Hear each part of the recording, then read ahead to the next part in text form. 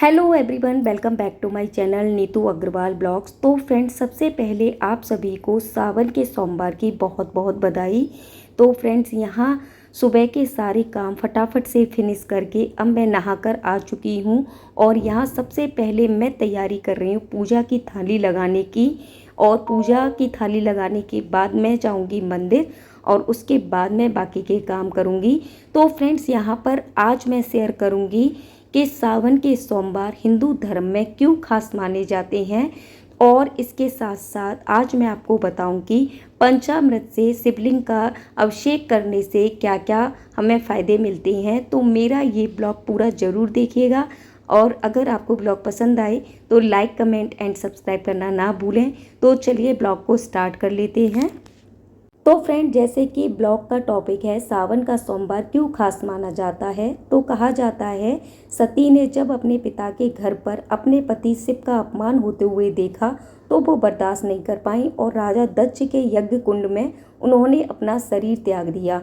इसके बाद उन्होंने हिमालय पुत्री पार्वती के रूप में जन्म लिया और माता पार्वती ने भगवान शिव को ही अपना वर चुनने के लिए कठोर तपस्या की।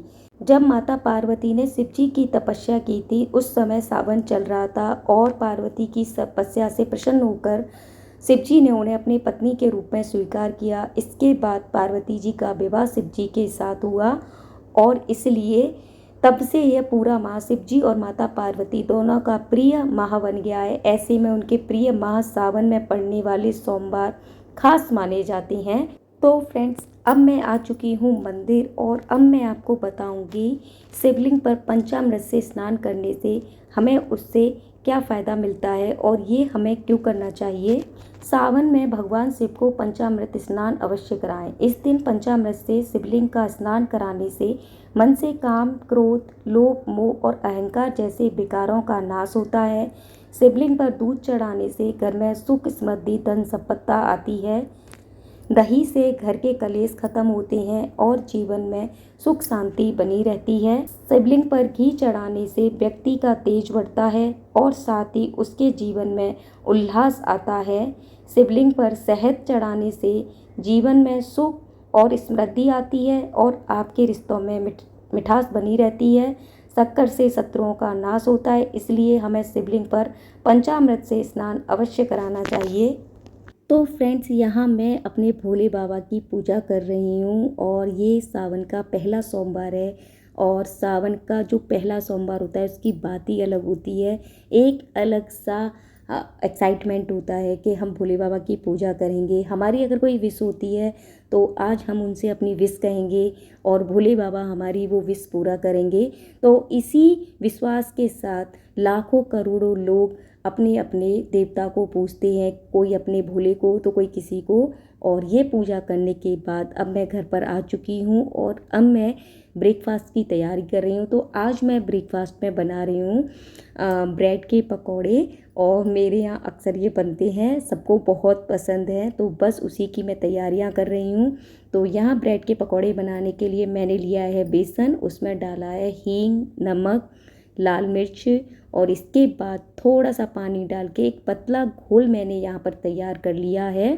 तो ब्रेड के पकौड़े बनाने में हमें घोल को पतला ही रखना चाहिए। और अब इसे अच्छे से मिक्स करने के बाद यहाँ एक एक करके ब्रेड को डिप करके तेल में डालती जाऊंगी और साथ के साथ मैं लंच की भी तैयारी कर रही हूँ। तो यहाँ आज मैंने बनाया लंच में उड़द चने की दाल, सूखे आलू फ्राई किए हैं, साथ में चपाती बनाऊंगी। लेकिन अभी चपाती का मैंने आटा नहीं लगाया, लगाऊंगी। साथ ही साथ मैं अपना लंच तैयार करती जाती हूँ क्योंकि बाद में फिर अलग से टाइम लेकर के करना पड़ता है। तो इस तरीके से करने से काफ़ी टाइम भी सेव हो जाता है। और यहाँ मेरी बेटी भी मेरी थोड़ी बहुत हेल्प कर रही है, तो मैंने बोला अभी मैंने बना के रख दिया तो प्लेट लगा दो। और अब यहाँ मैं लगा रही हूँ चपाती का आटा। तो फ्रेंड्स, ये था मेरा आज का ब्लॉग। और अभी खाने से फ्री होने के बाद शाम को हम जाएंगे भोले बाबा के मंदिर। तो आगरा में बल्केश्वर नाथ का मंदिर जो कि प्राचीन है और काफ़ी इसकी मान्यता है, वहाँ जाकर के मैं दर्शन करूँगी। वहाँ हर बार हर फेस्टिवल पर मंदिर को अलग अलग तरीके से सजाया जाता है, कुछ नया वहाँ देखने को हमें मिलता है।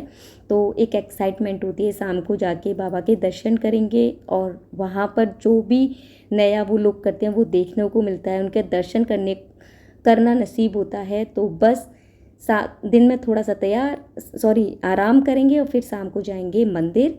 तो फ्रेंड्स, अभी मेरे किचन का सारा काम ख़त्म हो चुका है और अब शाम भी हो चुकी है और मैं आ चुकी हूँ भोले बाबा के मंदिर। और ये देखिए, बहुत ही सुंदर अद्भुत नज़ारा यहाँ देखने को मिला।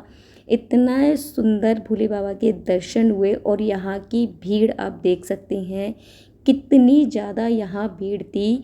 तो पहले तो मन में ख्याल आया बाबा के दर्शन कैसे होंगे, इतनी लंबी भीड़ में जा कर के हमें बाबा के दर्शन करने हैं तो काफ़ी टाइम लग जाएगा। तो बस इधर उधर मैं देखती रही कोई शॉर्टकट मिल जाए। तो फिर फाइनली हमने पीछे के गेट से एंट्री ली। फ़िलहाल हमें लाइन में लगने के लिए निकली थी, चलो लाइन में लग जाते हैं। फिर बाद में पता चला पीछे से भी रास्ता है, तो हम पीछे से चले गए।